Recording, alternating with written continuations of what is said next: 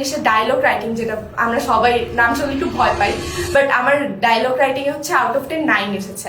রেজাল্টের জন্য আমি কখনো ইংলিশটা পড়িনি, আমি ইংলিশটা আমার ইমপ্রুভমেন্টের জন্য পড়েছি। ইংলিশটাকে সবসময় অ্যাজ আ ল্যাঙ্গুয়েজ হচ্ছে একসেপ্ট করতাম। ইংলিশে যত বেশি জানা যায় এটার কোনো শেষ নাই, এটার কোনো সিলেবাস থাকবে না আমাদের জন্য। আমি যদি একটা মানে নর্মাল স্টুডেন্ট হই বা আমার লেক্সিক্যাল রিসোর্স যদি ভালো না থাকে, আমি কিন্তু বুঝবো না যেখানে কি টপিকটাই কি এক্সপ্লেন করছে। সো সেইটার জন্য আমার লেক্সিক্যাল রিসোর্সটা অনেক ইম্পর্টেন্ট। আমার স্টোরি বুকস পড়ার হ্যাবিট আছে।